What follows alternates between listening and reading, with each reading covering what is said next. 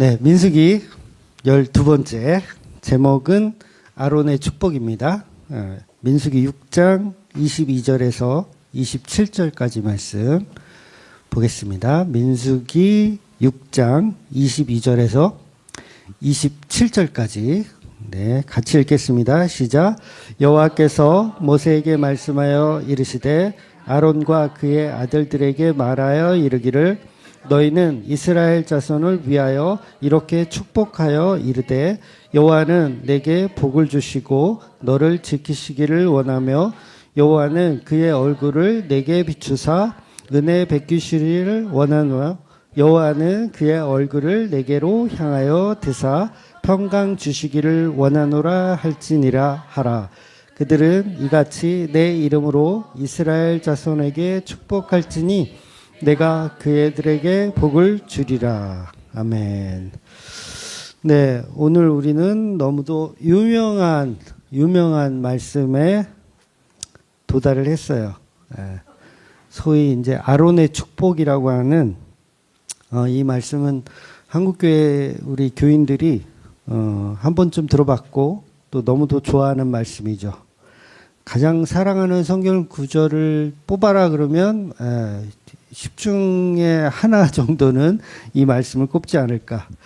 일부러 오늘이 이제 그 2025년 마지막인데 이 말씀을 제가 일부러 예상해서 뽑은 건 아니에요. 우리는 강해 설교를 하기 때문에 언제 어떻게 어떤 말씀이 들어올지 몰라요.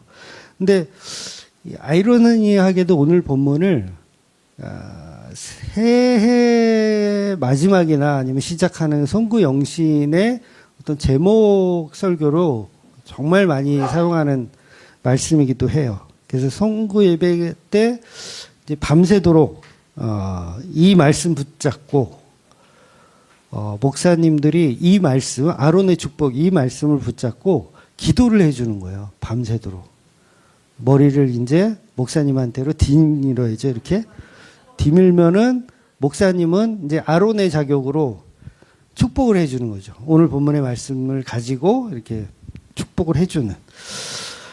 그래서 오늘 말씀을 어떻게 해석하고 기대하냐면, 하나님이 나를 지켜주시고, 그러니까 올해도 지켜주셨고, 내년에도 지켜주실 것이고, 은혜를 베푸시고, 평강 주시기를 원하는 하나님이 이제 주실 것이다.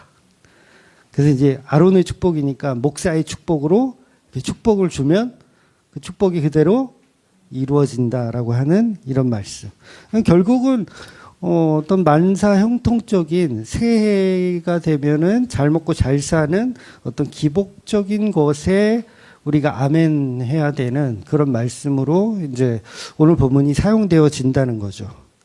그래서 근데 중요한 건 하나님이 주려고 하시는 복은 뭐예요? 설교하기도 지겹다.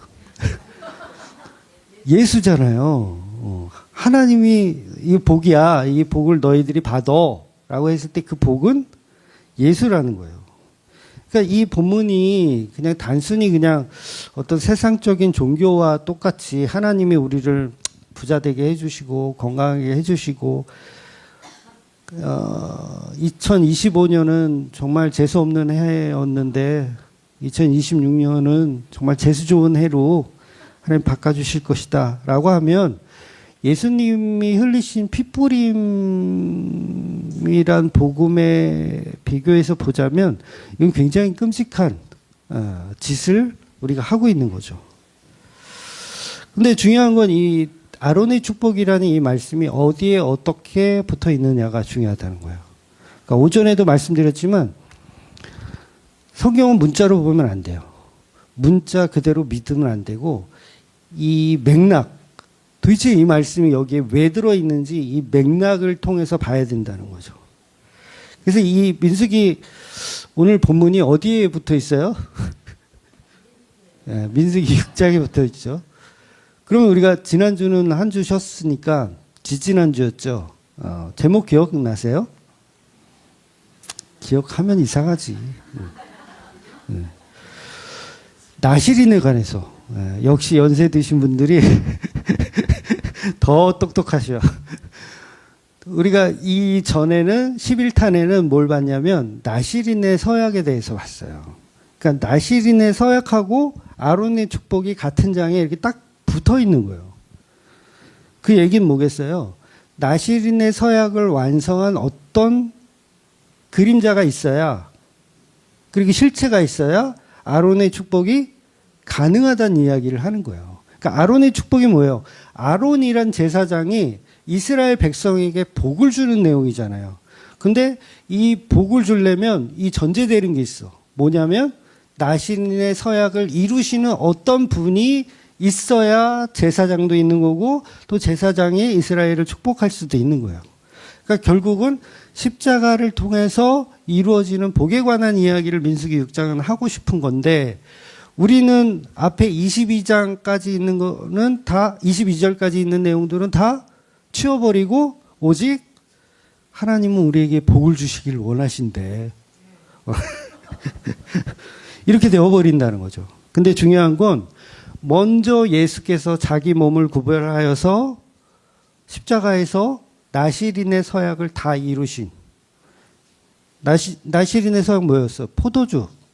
포도주를 먹지 않고 시체를 가까이 하지 않고 그 다음에 머리털을 밀지 않고 깎지 않거나 밀지 않거나 그러는 거. 즉 오늘 본문의 축복은 아무에게나 주는 게 아니라 나실인의 서약이 완성된 자들에게 주어지는 어떤 은혜라는 것을 본문이 이야기하고 있다는 거죠. 그렇다면 그 일을 지켜낼 수 있는 사람이 우리가 아니잖아요. 여러분은 포도주를 안 드십니까? 우린 포도주를 끊어야 되는데 못 끊고 마시죠. 여기서 말하는 포도주는 뭐라 그랬어요? 선악과예요. 포도주는 선악과로 이해를 하셔야 돼요. 단순히 집에서 소주 먹는 거 얘기하는 거 아니에요? 소주야 아무도 없을 때 드세요. 괜찮아요. 맥주도 드세요. 괜찮아요. 그거를 먹지 말라는 얘기가 아니에요. 그러니까 포도주의 개념 자체는, 포도의 개념 자체는 선악과를 이야기하는 거예요. 선과 악에 대한 어떤 죄악의 윤리를 우리는 거기서 벗어나야 된다. 그리고 시체를 만진다는 건 뭐예요? 심판이잖아요. 죄의 심판의 결과가 시체잖아요. 시체를 만지지 말아라. 그래서 오직 하나님께 영광을 돌리는 그 어떤 존재가 있어야 되는데 우리는 그걸 못한다는 거죠. 삼손도 못했어요. 나실인의 서약을 삼손이 그 나실인의 서약으로 태어났는데도 불구하고 삼손 자체도 나실인을 지켜내지 못했다는 거죠. 그러니까 우리가 시간 우리가 해보려고 해도 돼요, 안 돼요? 안 되더라는 거예요. 우리는 그냥 델릴라의 무릎팍에 이렇게 기대서 자고 일어나면 머리가 빡빡 밀려있는 그런 존재라는 거죠. 그래서 우리는 실패하지만 예수 그리스도께서 나실인의 서약을 다 십자가에서 이루셨기 때문에 그 아론의 축복이 교회에게만이에요. 십자가의 피로 완성된 교회에게만 주시는 말씀이라는 거예요. 그래서 오늘도 변함없이 복음은 반복됩니다. 우리가 성경을 계속 이렇게 짤막하게 이렇게 본문으로 자꾸 보고 있지만 사실은 지겨우실 거예요. 늘 똑같은 얘기가 나오니까. 그러니까 본문은 어떤 낭만적인 시가 아니라는 거죠. 결국은 무슨 얘기하는 거예요? 십자가 이야기하는 거예요. 자신의 몸을 화목제로 태워버린 그 예수님이란 존재가 우리에게 복을 주신다라는 거예요. 그 복. 그러니까 피냄새가 진동하는 그 예수님의 십자가만이 저와 여러분에게 복을 주신다는 거예요. 다른 복은 없어요. 24절 보면 여호와는 내게 복을 주시고 너를 지키시기를 원하며. 단순히 지킨다라는 이 표현을 교통사고 안 나게 지켜주시는 개념이 아니라는 거예요. 제가 고등학교 때 새벽 기도를 다녔어요. 놀라지도 않네. 새벽 기도를 다녔다니까, 고등학생이. 그러면 새벽 기도 끝나면 전도사님이 이제 봉고차, 그 당시 이제 봉고차, 베스타, 뭐 그레이스 이런 차가 2개 있었는데 전도사님이 항상 차 운행을 했어요. 예배 끝나면. 그러면 예배 끝나면 이제 차 운행을 딱 하면 이제 꼭 저한테 시동을 걸어 놓으라 그래. 시동을 걸어 놓으라. 그러면 이제 안 나오면 제가 앞으로 뒤로 이렇게 운전 연습을 하고 이건 쓸데없는 얘기고 전도사님 나오시면 그 성경책이 그 당시에는 두껍잖아요. 이거를 딱 운전석 위에다 탁 올려놓고 이제 출발을 하죠.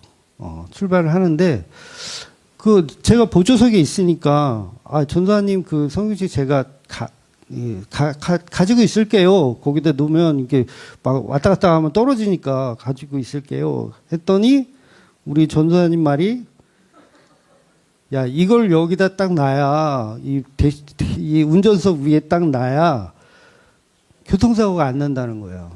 야, 깜짝 놀랐죠? 그런 방법이 있었어? 그러니까 오늘 본문의 말씀을 오해하면 우리를 지키신다라는 의미를 어떻게 우리는 해석합니까?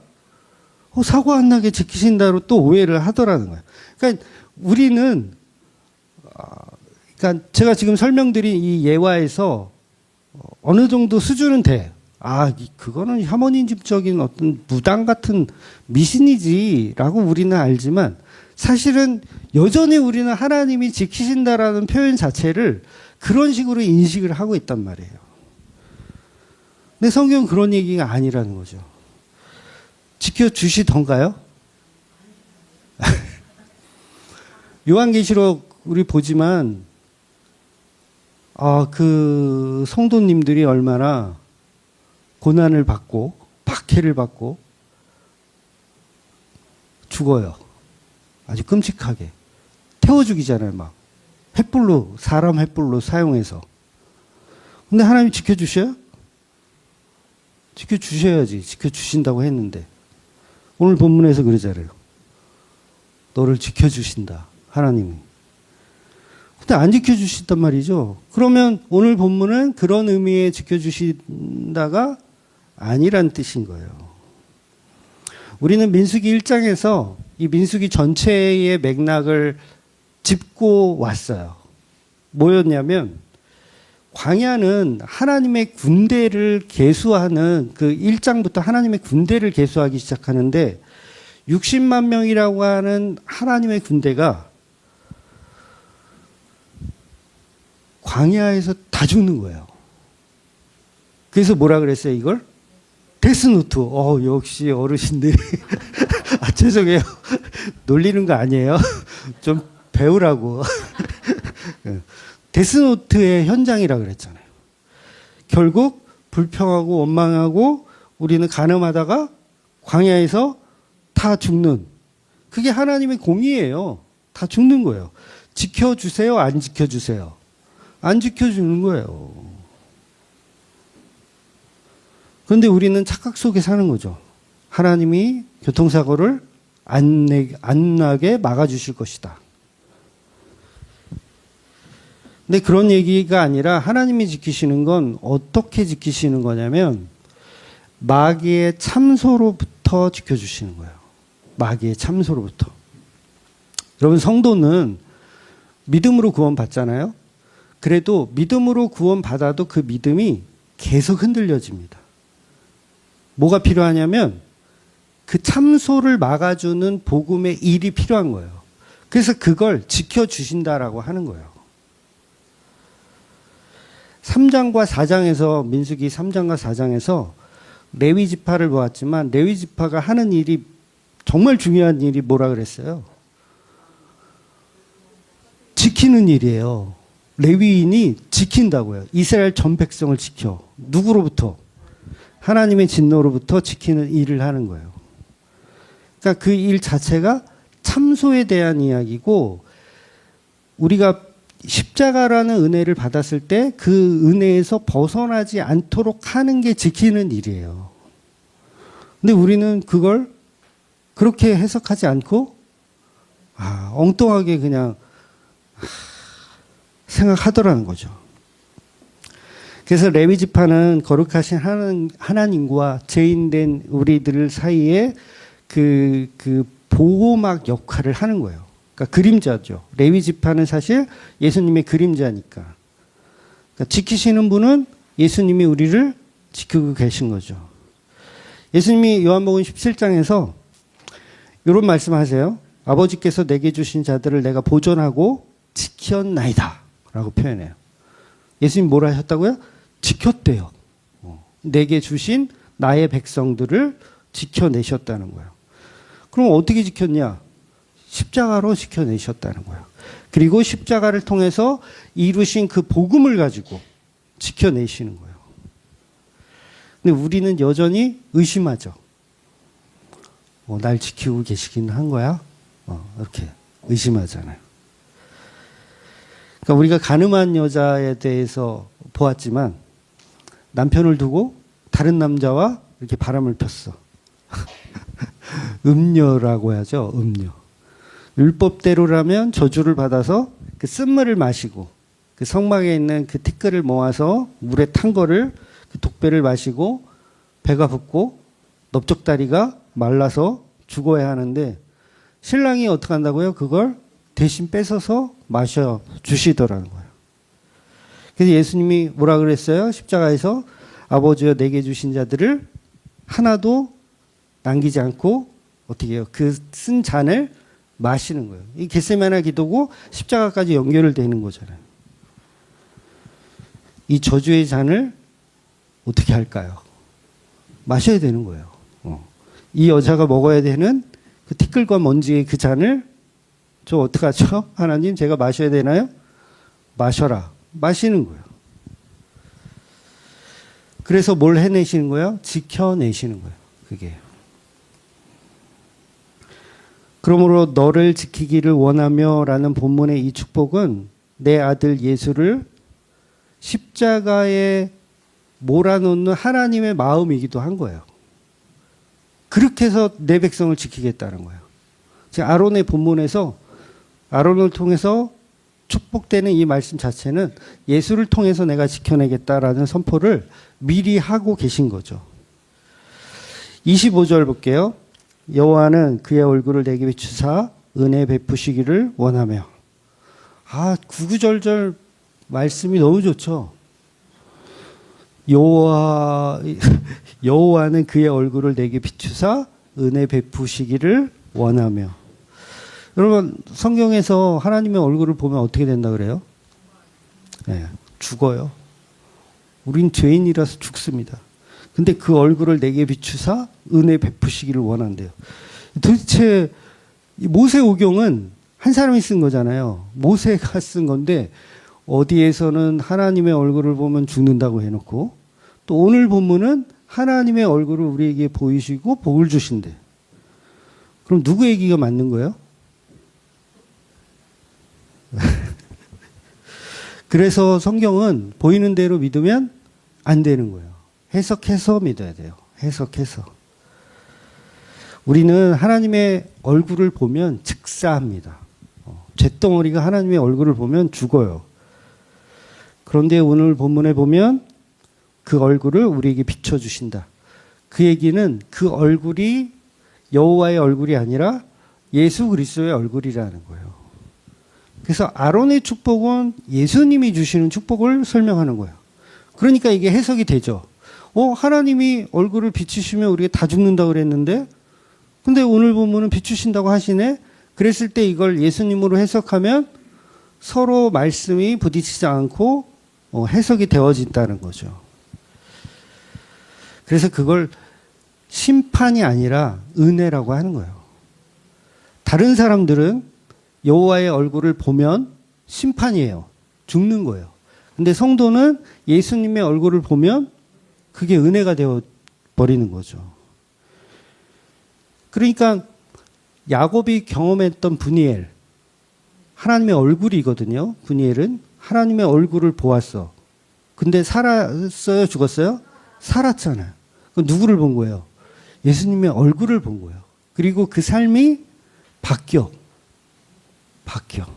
물론 쩔뚝거리긴 하지만 그 쩔뚝거림이 누구를 의지하는 거예요? 예수를 의지해서 사는 삶으로 바뀌는 거예요. 그래서 십자가의 위대한 대속을 보면서 우리는 사실 하나님과 대면하여 있는 거예요. 하나님의 얼굴을 보고 그 얼굴이 우리에게 은혜를 주시고 우리가 그 복을 누리며 사는 거죠. 그래서 십자가에 달린 그 아들 예수 그리스도를 통해서 우리는 하나님을 대면하여 보는 거고 그 다음에 그 은혜를 누리는 겁니다. 그래서 예수님은 그때 하나님의 얼굴을 보이세요. 그 얼굴이 예수였던 거죠. 그래서 아담이 경험한 하나님도 누구예요? 예수님이에요. 그것도. 아담이 선악과 먹었는데 하나님의 얼굴을 어떻게 봐요? 보면 죽어요. 그럼 누가 은혜를 베푸는 거예요? 예수님이 은혜를 베풀어서 보여주시는 거예요. 그래서 창세 전에 이루어졌던 그 성부 하나님, 성자 하나님, 성령 하나님이 완벽하게 서로가 서로에게 영광을 돌리며 서로가 서로에게만 연합하여 계신 거예요. 그래서 그 더러운 우리 이 더러운 죄가 그 삼위격의 하나님의 곁에 공유되어지는 거죠. 그래서 이거를 얼굴을 보았다, 은혜를 체험했다라고 하는 거예요. 그래서 삼위 하나님은 마치 서로가 서로에게 해를 주는 것 같아요. 성부 하나님은 성자 하나님은 십자가에 매달고 또 성령 하나님은 또 그냥 방관하시고 서로가 서로를 해하는 것 같지만 이게 또 서로가 서로를 위한 순종이에요. 예수님은 성부 하나님께 순종하시고 성부 하나님도 성자 하나님에게 순종하시는 거예요. 왜냐하면 성부 하나님도 얼마든지 천군 천사를 보내서 야, 내 아들 살려 이럴 수 있거든요. 근데 예수님도 끝까지 저들의 죄를 용서해 달라고 하시잖아요. 그 얘기는 뭐예요? 하나님 출동하지 마세요. 이거예요. 내가 순종하겠습니다. 출동하지 마세요. 성부 하나님도 그 말씀대로 출동하지 않으셨던 거죠. 성령 하나님도 마찬가지고. 결국 성부, 성자, 성령 하나님은 서로의 뜻에 동의하시는 거예요. 그러니까 서로가 서로에게 순종하시며 서로가 서로에게 영광을 돌리시는. 굉장히 특이한 거죠. 그러니까 우리는 보통 성자 하나님이 성부 하나님께 순종했다라는 건 많이 배우는데 성부 하나님이 성자 하나님께 순종했다라는 말은 별로 못 들어보셨잖아요. 근데 이게 순종하시는 거예요. 굉장히 놀라운 거죠. 그래서 삼위격은 동일해요. 동등해. 그러니까 이거 오해하면 막 성부가 위에 있고 그 밑에 성자 있고 그 밑에 성령이 있고 그래서 이게 레벨로 막 나누기도 하는데 그거 사실 이단 사상이에요. 그렇게 하면 안 되고 삼위격은 동일한 하나님이고 동등한 위격, 같은 레벨. 그래서 서로가 서로에게 영광을 돌리시는 겁니다. 그 어마어마한 영광 가운데 우리를 참여시키는 거예요. 그게 얼굴을 보여주시고 은혜를 경험케 하시는 거. 그래서 우리는 하나님의 등만 봐야 돼요. 하나님 등 보는 것도 힘들어. 모세 정도 돼야 등이라도 봐. 그래서 우리는 하나님께 얼굴을 볼 수 없는 존재지만 그 은혜와 사랑 가운데 우리를 이렇게 덧입혀 주시는. 그래서 예수 그리스도라는 빛이 우리에게 오셔서 그 빛이 우리에게 복음을 알려주시는 거예요. 이 놀라운 삼위격의 복음에 대해서 선포하시는 거죠. 그래서 가나안 혼인잔치에 있었던 그 맹물은 뭐예요? 그 율법의 물이에요. 율법의 물, 맹물. 그 손이나 씻어라, 발이나 씻어라. 그런 율법의 물인데 그 율법의 물이 저와 여러분의 인생을 바꿔놓는 거예요. 그게 하나님을 보는 것이고 그게 은혜의 체험이 되어지는 거예요. 근데 그 물이 뭘로 바뀌어요? 피로 바뀌잖아. 포도주.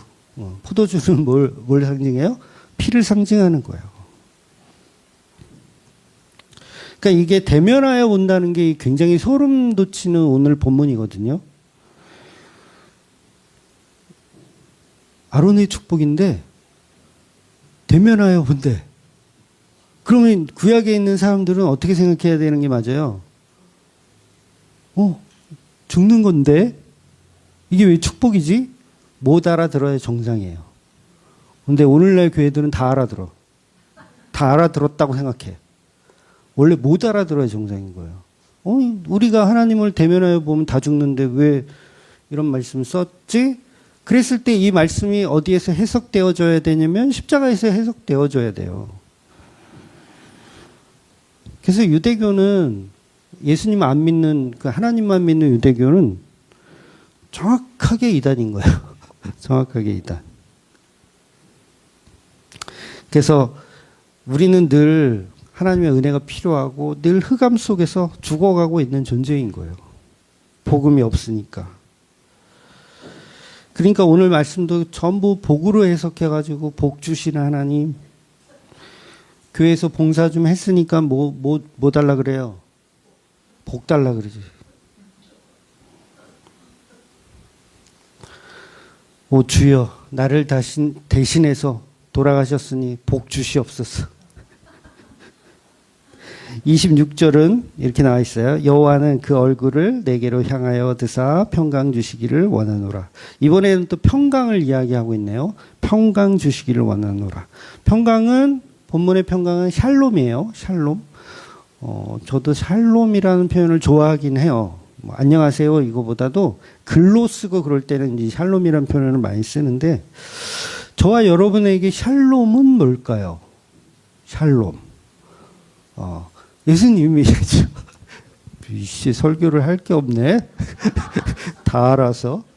근데 보통은 샬롬 그러면 막 전쟁이 없고 근심이 없고 통장에 잔고가 넉넉하고 자식들이 속을 안 새기고 원서 쓰는 대로 턱턱 붙고, 이걸 샬롬이라고 생각한단 말이에요. 근데 예수님을 믿는 그 삶이 바로 샬롬이란 이야기를 하는 거예요. 그래서 샬롬인데, 예수 믿었으면 샬롬인데, 샬롬의 상태에서도 막 암이 걸리고 부도가 나고 자식이 속을 썩이고, 그러니까 성경이 말하는 샬롬은 그런 샬롬이 아니었다라는 거예요. 그러니까 진짜 샬롬은 깨어진 관계가 회복되는, 하나님과 나, 예수 그리스도 나와의 관계가 깨어졌던 게 회복되는 걸 샬롬이라고 하는 거예요. 그래서 그걸 진짜 평강이 임했다라는 거예요. 그러니까 저와 여러분의 삶이 샬롬으로 임한다면 진짜 예수 믿는 거예요. 뭐하고 상관없이, 환경과 상관없이 샬롬이 임했다면 그때는 내가 그래도 예수를 믿기는 믿나 보다, 이렇게 생각하시면 돼요. 그래서 에베소서 2장은 이렇게 선포하거든요. 그는 우리의 화평이신지라 둘로 하나를 만드사, 이렇게 표현해요. 예수 그리스도가 우리에게 화평이라는 거예요. 근데 이 화평을 잘 해석해야 된다는 거죠. 원수 되었던 우리가 하나님이라는 존재와 막힌 다음에 허물어지는 그 샬롬의 상태를 이야기하는 거예요. 그러니까 성경이 말하는 복음 자체는 세상에서는 절대 해석될 수가 없어요. 그래서 스님들은 해석할 수가 없어요. 그래서 우리가 지난 민수기 강의를 통해서 봤지만, 성소에 있던 휘장이 찢어지는 그 역사는 굉장히 놀라운 역설적인 이야기인 거예요. 그러니까 그 화평 자체가 다 뚫려버리는 거예요. 화평이 뚫려버리는 거예요. 하나님과 내가 대면하여 볼 수 있는. 근데 그게 없으면 두려움만 있죠. 두려움만. 그래서 십자가로 이루셔서 막힌 담을 헐어버리시는 은혜가 있어요. 그래서 하나님을 대면하여 볼 수 있는 거예요. 그래서 이걸 민수기 언어로 보면 이제 속죄죄와 속건죄를 표현하거든요. 우리가 이웃에게 죄를 짓거나 막 그랬을 때 어때? 그걸 갚아줘야 되는데 갚을 능력이 없어. 파산자야. 그러니까 그 빚이 그러면 누구한테 넘어가요? 그 빚이? 갚아줘야 할 그 빚이 제사장에게 넘어가는 거예요. 제사장에게. 그 제사장이 그 빚을 대신하여 갚아주는. 그러니까 예수님은 우리의 제사장이기 때문에 우리가 갚지 못할 그런 빚들을 빚.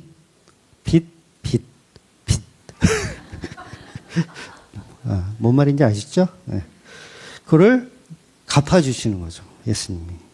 죄를 떠안으시고 그 죄를 십자가에서 대속하여 갚아주시는 거.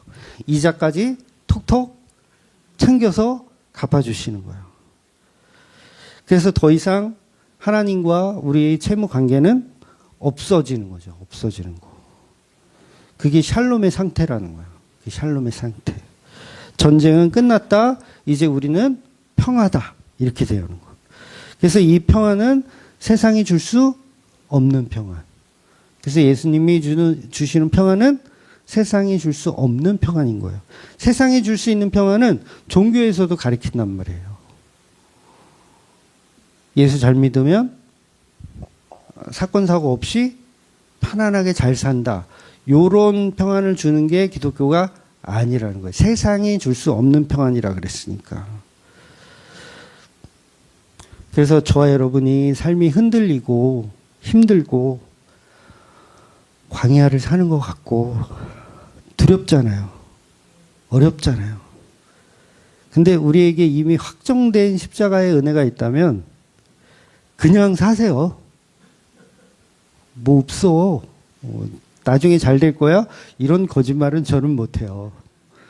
내년은 더 저주일 수도 있어요. 2026년 딱 들어가잖아요? 그럼 저주의 시작이야. 요새 쇼츠나 이런 걸 보면 막 이게 오늘의 운세 같은 거 막 뜨더라? 저는 이제 범띠거든요? 범띠가 내년 2026년은 대운이 들어온대요. 좋아하는 거 봐.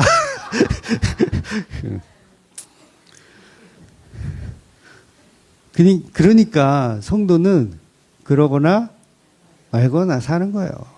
근데 세상 사람들은 그런 거에 위로를 삼잖아요. 기분 좋잖아. 나 범띠인데 대운이 들어온대. 야, 2025년 힘들었는데 2026년은 대박이구나. 근데 진짜 복음의 평강은 그렇지 아니해도 전혀 상관이 없는 거야. 대운이 들어온다 해도 뭐 내년에 삼재라고 해도 전혀 상관이 없어. 우리는 어차피 비천한 이방인이잖아요. 비천한 이방인. 그 보아스의 옷자락에서 안식을 누리지 않으면 내가 가진 이 빚을 탕감할 수 없는 상태. 그러니까 어떻게 돼요? 나를 품어 주시옵소서. 이것밖에 할 수 없는. 마지막 27절을 보면 그들이 이같이 내 이름으로 이스라엘 자손에게 축복할지니 내가 그들에게 복을 주리라. 계속 좋은 말이에요. 복을 준대. 그러니까 아론이 축복하면 하나님도 복을 주신대요. 내 이름으로 축복하면 내가 그들에게 복을 주겠다. 근데 이거를 또 계속 우리는 둔갑시켜요. 내 이름을 자기들의 이름으로 둔갑시켜서 특히 참 목사님들이 님자 빼야 돼. 목사들이 이 말씀을 가지고 자기를 대입해 가지고 근데 우리가 민수기 3장에서 보았지만 하나님은 이스라엘의 장자들을 대신해서 취하신단 말이에요. 누구를 대신하냐면 레위인을 대신해서 취해요. 이스라엘의 장자들을 레위인을 대신해서. 그러니까 결국은 하나님의 소유로 만들어 내시고 그 소유를 통해서 복을 주시는 거예요. 그러니까 결국은 장자의 개념 자체가 예수 그리스도를 얘기하는 거고 예수 그리스도를 통해서 주시는 복. 그게 무슨 복이에요? 십자가의 복이죠. 그렇다면 그 복 가운데 거하는 저와 여러분이 사실은 레위인인 거예요. 예수 그리스도와 한 몸을 이룬 레위인. 장자와 한 몸을 이룬 몸. 예수님은 머리시고 우리는 그분의 몸. 그러면 그 자체가 너는 내 아들이라 이렇게 표현되어질 수 있는 거예요. 너는 내 아들이라. 예수로 인해서 기뻐하는 자. 그래서 성탄절에도 우리가 얘기하지만 그 성탄절이 뭐예요? 기뻐하심을 입은 자들의 평화가 있는 거예요. 별로 놀랍지도 않죠? 다 아는 얘기라. 그래서 예수 그리스도가 우리에게 너는 내 것이다 인을 치고 그와 한 몸을 이룰 때 그게 진정한 샬롬이 되는 거죠. 그래서 이걸 또 신학에서는 성도의 견인이라고 하는 거예요. 성도의 견인은 우리가 노력해서 끌려가는 게 아니라 하나님 쪽에서 일방적으로 이끌어 가시는 거. 그래서 하나님이 슬퍼하시고 하나님이 애통하시고 하나님이 인내하고 노력하고 참고 해서 어떻게 해요? 끌어가시는 거예요. 우리는 뭐 하면 돼요? 가만히 있으면 돼. 끌려가면 돼. 가끔 줄 끊어질 것 같으면은 막 소리나 지르세요. 아, 끊어질 것 같아요, 하나님. 소리나 질러. 그러면 결국은 다 끌어가십니다. 네, 다 끌어가세요. 결국 내게 주어진 내 백성은 단 한 사람도 놓치지 않고 다 이끌어 가시는 거예요. 근데 우리는 늘 불안하기 때문에 왠지 끊어질 것 같아. 그래서 우리가 추구하는 이 복, 아론의 축복이라고 하는 이 복이 세상적인 복이 아닙니다. 세상적인 복을 추구하는 자체가 가인의 제사를 계속 드리는 거예요. 아벨이 제사를 드릴 때, 요건 개인적인 견해이지만 제가 봤을 때는 아벨은 제사를 드릴 생각도 없었던 것 같아요. 왜냐하면 곡식을 드린다는 건 정말 가치 있는 걸 드리는 거거든요. 그 당시 가시와 엉겅퀴에서 농사를 한 거니까 얼마나 가치 있어요. 그러니까 가인이 형이니까 딱 제사를 준비하는 거야. 근데 아벨이 보니까 멋있어. 나도 뭔가를 해야 될 것 같아. 그냥 자기는 할 수 있는 게 없잖아. 끼케야 농사를 안 지니까 끼케야 양하고 놀아주는 거지 뭐 그게 뭐 목축업이라고 하기도 그렇잖아요. 양하고 놀아주는 거니까 형이 제사를 드리는 걸 보고 자기도 양을 가지고 제사를 드리는 거지. 그러니까 마치 이제 그 오디션 보러 갈 때 어떤 친구가 막 춤하고 노래를 막 열심히 연습해가지고 가는데 혼자 가기 뭐하니까 친구한테 너 같이 갈래? 같이 갔는데 정작 오디션 보는 애는 떨어지고 같이 간 애가 붙는 경우가 있잖아요. 저는 그거랑 똑같다고 봐요. 그러니까 아벨은 뭘 하겠다고 하나님께 뭘 드려야지만 이런 개념 자체도 없는 거야. 없어야 이게 재물이 돼요. 인간의 정성은 100% 배제가 돼야 돼. 그러니까 아벨은 뭘 했다? 아무 생각이 없었던 거예요. 근데 하나님이 왜 받으시냐면 그 아벨의 재물에 예수 그리스도가 있었기 때문에 받으신 거거든요. 그러니까 아벨의 정성이 아니라 예수 그리스도가 있었느냐. 그래서 제가 전에도 말씀드렸지만 사무엘이 다윗을 보고 실수한 게 뭐예요? 외모를 봤어요. 그러니까 형들을 먼저 보고 사무엘이 이제 하나님이 이제 왕을 이렇게 가서 이제 면접을 봐라 이런 식으로 갔는데 그 다윗의 형들이 많잖아요. 다윗의 형들을 보니까 첫째를 보니까 야 멋있어. 잘생겼어. 그리고 키도 크고 이분이 우리의 이제 다음 왕이시구나 했는데 맞아요, 틀려요? 아니에요. 둘째, 셋째, 넷째 쭉 가서 계속 아니야. 그래서 하나님 뭐라 그러시냐면 나는 외모를 보지 않고 중심을 본다라고 했을 때 그 중심을 잘 이해하셔야 돼요. 그 중심이 아벨의 어떤 정성이나 어떤 믿음이나 갸륵함이 아니에요. 그럼 뭐예요? 다윗 속에 예수가 있느냐예요. 그걸 중심이라고 하는 거예요. 그러니까 우리는 못생겨도 돼. 키가 작아도 되고요. 말이 어눌해도 돼요. IQ가 90을 넘지 못해도 돼요. 뭔 말인지 이해되세요? 왜냐하면 외모를 보지 않으시고 그 안에 예수를 보시는 거예요. 그래서 그 중심에 예수 그리스도가 있었던 게 아벨의 제사라는 거죠. 그러니까 아벨은 형 제사 드리는 거 그냥 흉내낸 거예요. 얘는 얼마나 멍청하냐면 형이 들에 데리고 가서 때려 죽일 건데 멍청하게 따라가. 내가 봤을 때 IQ가 한 90. 미치였던. 그 웬만한 분위기를 읽거든요. 아, 형이 지금 화가 많이 났다. 지금 저 상태로 끌려갔다가는 개작살 나겠구나. 똑똑한 애들은요, 딱 감을 딱 채고 튀어. 저는요, 어릴 때 엄마한테 별로 맞아본 적이 없어요.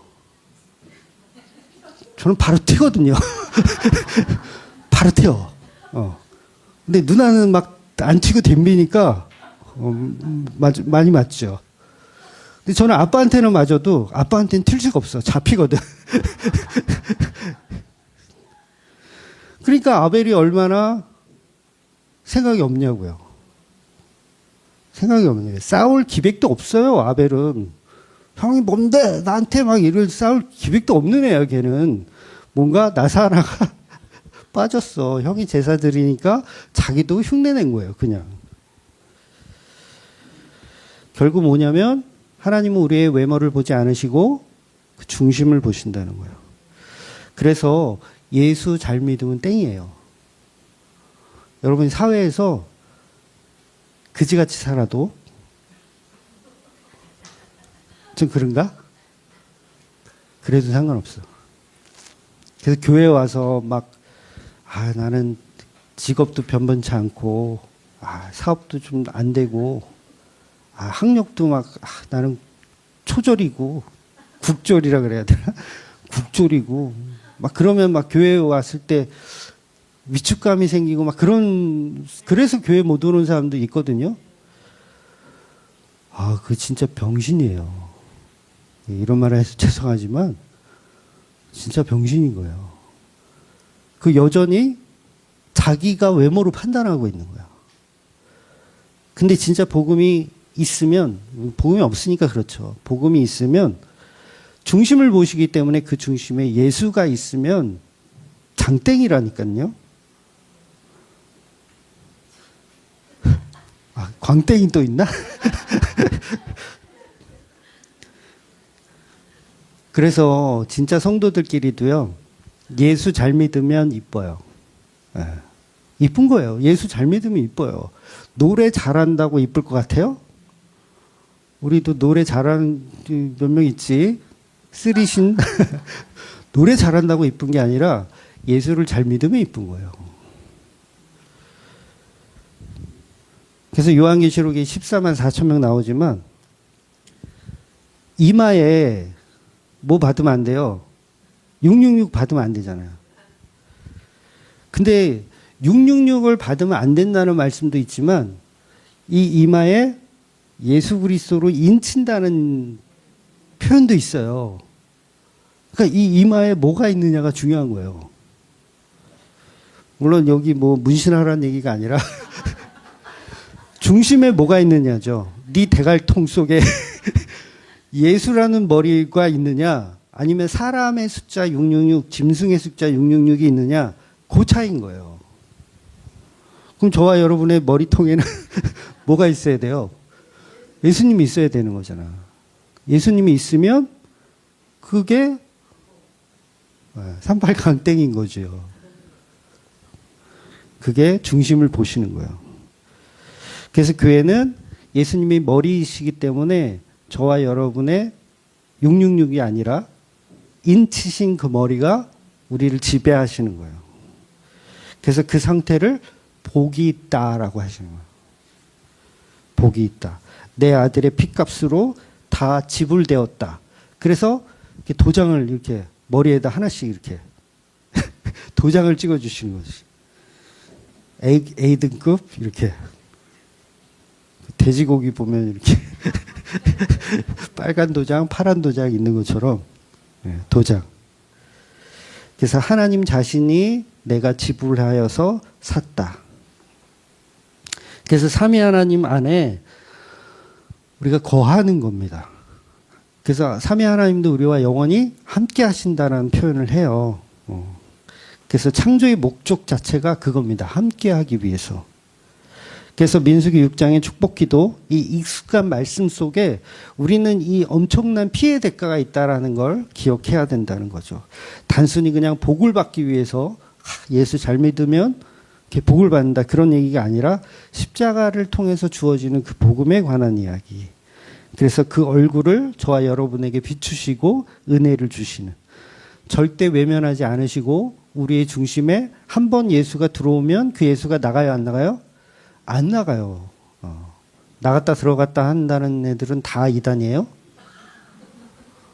2000년 전 예수에게 들어왔다가 나가가지고 지금 이만희에게 들어갔다가 또 문선명에 들어갔다가 한학자에 들어갔다가 막 여기저기 돌아다니는 그런 성령 하나님은 다 이단입니다. 저와 여러분이 예수로 중심에 들어왔다면 한 번 들어오면 끝이에요. 그러니까 우리는 만약에 들어오면 어떻게 해야 돼? 그 인생은 내 인생이 아니라 하나님의 인생, 예수의 인생이 되는 거예요. 그래서 이제는 복을 추구하는 게 아니라 복음을 추구해야 돼요. 복음을. 예수께서 이루신 복음. 그러니까 세상에 썩어질 종교적인 것에 희망을 갖지 마세요. 종교적인 희망 많이 갖잖아요. 2025년 이제는 끝났으니 내년 2026년은 하나님이 우리와 함께 하셔서 복의 복을 주실 거다라는 희망은 버리세요. 여러분이 사는 로또는 안 됩니다. 여러분이 사는 주식은 떨어질 거예요. 그런 희망이 아니라 그냥 사세요. 하지 말라는 게 아니라 로또 사지 마라, 뭐 주식 하지 마라 그 얘기가 아니라 그거와 상관없이 그냥 사세요. 사업도 하시고 직장도 다니시고 열심히 하세요. 그러나 하나님이 도와주셔서 이렇게 잘 될 거라는 생각은 하지 말고. 중요한 건 내 중심에 예수가 있고 그 예수가 나를 지배하는 삶, 그 삶이 십자가의 삶으로 살아내시는 그 아론의 축복이, 진정한 아론의 축복이 저와 여러분에게 있기를 예수 그리스도의 이름으로 축원드리겠습니다. 아멘. 기도하겠습니다.